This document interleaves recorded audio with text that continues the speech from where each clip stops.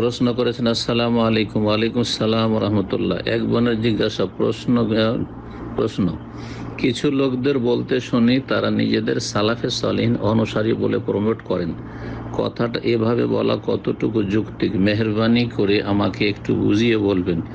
আর সালাফে সালেহিনের সঠিক অর্থ কি দাঁড়ায়? জাযাকাল্লাহু খাইরান।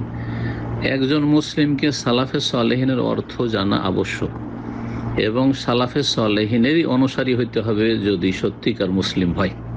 কোনো একজন ব্যক্তির অনুসরণ করবে না রাসূলুল্লাহ সাল্লাল্লাহু আলাইহি সাল্লাম ছাড়া, বরং সালাফদের জামাতের অনুসরণ করবে। এখন সালাফে সালেহিন দুটো শব্দ রয়েছে।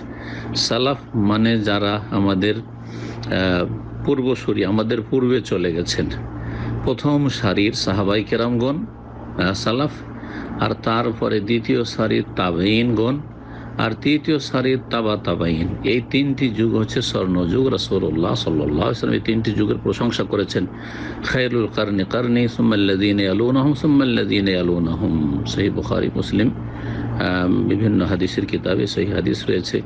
সবচাইতে উৎকৃষ্ট যুগ হচ্ছে আমার যুগ, আর তারপরে যুগ, তারপরের যুগ। তিনটি যুগের কথা বলেছেন রাসূলুল্লাহ সাল্লাল্লাহু আলাইহি ওয়াসাল্লাম। সুতরাং সাহাবায়ে কেরাম, তাবেঈন, এই জামাত হচ্ছে হকের জামাত। যদিও তাবেঈনদের যুগে, তাবেঈনদের যুগে কিছু বিদআতের ছড়াছড়ি হয়েছিল, কিন্তু তারপরেও ইসলামের আদর্শ সুস্পষ্ট ছিল এবং প্রতিষ্ঠিত ছিল।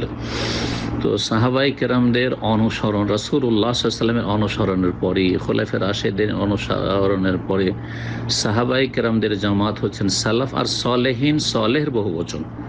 সালেহ মানে নেক, তো সালেহিন মানে এমন সালাফ, আমাদের এমন পূর্বসূরি যারা নেক, আকীদার ক্ষেত্রে নেক, মানহাজের ক্ষেত্রে নেক, আদর্শের ক্ষেত্রে নেক, আমলের ক্ষেত্রে ফরজ ওয়াজিবের হেফাজতের ক্ষেত্রে নেক, হারাম নাজায়েজ থেকে বেঁচে থাকার ক্ষেত্রে তারা নেক, সৎ, তারা হচ্ছে সালাফে সালেহিন। তো সালাফে সালেহিন অনুসারী আমাদের প্রত্যেক মুসলিমকে হইতে হবে, তাহলে আমরা সত্যিকার মুসলিম হতে পারবো।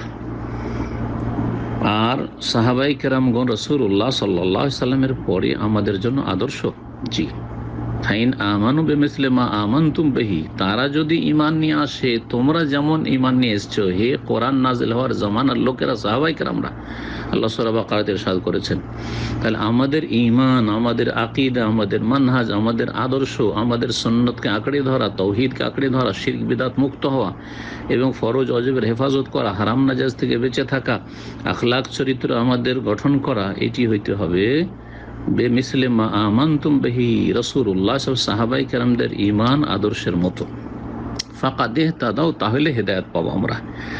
আর যদি কেউ সেই পথের পথিক না হয়ে তাতে যদি তাদের অ্যালার্জি থাকে যে আরে সালাফি আবার সালাফি সালেহিন অনুসারী আবার কি, তাহলে জানতে হবে তার অন্তরে শিরকের রোগ আছে, না হয় বিদআতের রোগ আছে, গুমরাহের রোগ আছে, ইখওয়ানিয়াতের রোগ আছে, মওদুদিবাদের রোগ আছে, বিভিন্ন রোগ তাদের অন্তরে আছে। এই সমস্ত রোগ থেকে আল্লাহ রাব্বুল আলামিন যেন মুক্ত হওয়ার তৌফিক দান করেন এবং প্রত্যেক মুসলিমকে যেন সালাফে সালেহিনের অনুসারী হওয়ার তৌফিক দান করেন এবং এর ওপর যেন গর্ব করার আল্লাহ রাব্বুল আলামিন তৌফিক দান করেন এবং এই বিষয়টি যেন প্রত্যেক মুসলিম ভাই বোনকে বুঝার তৌফিক দান করেন যে সালাফে সালেহিনের অনুসারী হওয়া ছাড়া খাঁটি মুসলিম হওয়া যায় না।